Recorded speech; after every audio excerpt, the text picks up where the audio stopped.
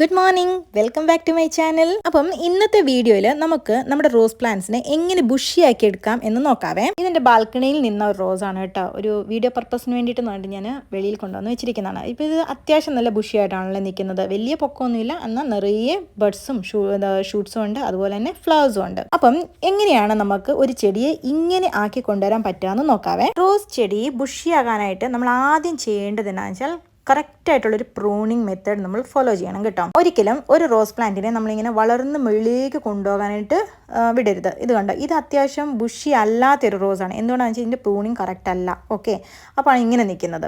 ഇതൊക്കെ ഇത് നോക്കി എത്ര ഷൂട്ട്സ് ആണ് ഇതിൽ കൂടെ വന്നിരിക്കുന്നത് അല്ലേ, എത്ര സ്റ്റെംസ് ഉണ്ടല്ലേ.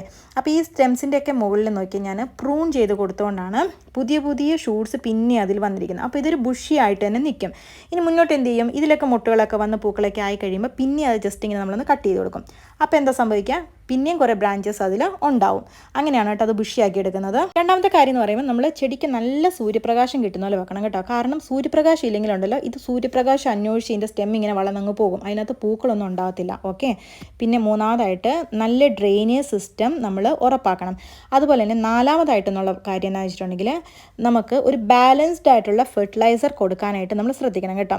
നൈട്രജൻ മാത്രം കൊടുത്തു കഴിഞ്ഞാൽ എന്താ സംഭവിക്കുക, ഇലകൾ മാത്രമേ വളരത്തുള്ളൂ, ബാക്കി അതിൽ ചെടികൾക്ക് വേണ്ട ബഡ്സോ ഷൂട്ട്സോ ഒന്നും അതിൽ വരത്തില്ല.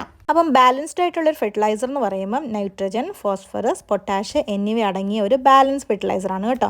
കൂടാതെ ഉണ്ടല്ലോ കമ്പോസ്റ്റ് അല്ലെങ്കിൽ നന്നായിട്ട് ഉണങ്ങിയ ചാണകം അല്ലെങ്കിൽ സ്ലറീസ് ഒക്കെ നമ്മൾ ചെടിക്ക് കൊടുക്കുന്നത് മിതമായിട്ടുള്ള അളവിൽ കൊടുക്കുന്നത് നല്ലതാണ്. ഇങ്ങനെ കൊടുക്കുന്നതുകൊണ്ട് നമുക്ക് എന്താണ് നല്ല ഹെൽത്തി ആയിട്ടുള്ള പുതിയ ഷൂട്ട്സ് ഒക്കെ വരാനായിട്ട് ഇത് ഹെൽപ്പ് ചെയ്യും.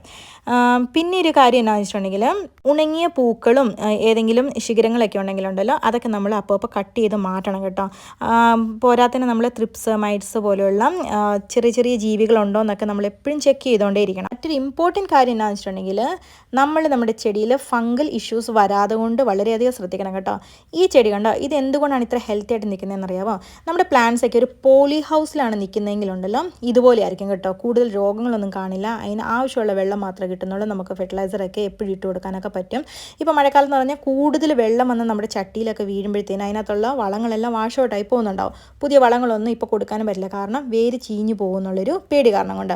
പുറത്ത് നിൽക്കുന്ന റോസിനേക്കാളും ഇതിപ്പോൾ എൻ്റെ ബാൽക്കണി നിൽക്കുന്ന റോസാണ് കേട്ടോ. അതിനാവശ്യമുള്ള വെള്ളം മാത്രമേ കിട്ടുന്നുള്ളൂ, വളം ഇട്ട് കൊടുക്കാൻ പറ്റുന്നുണ്ട്, എനിക്ക് പ്രൂൺ ചെയ്യാൻ പറ്റുന്നുണ്ട്. ഇറ്റ് മീൻസ് നമ്മളിപ്പോൾ എല്ലാവരും കൂടി ഒരു പോളി ഹൗസ് ഉണ്ടാക്കണം എന്നല്ല ഞാൻ പറയുന്നത്.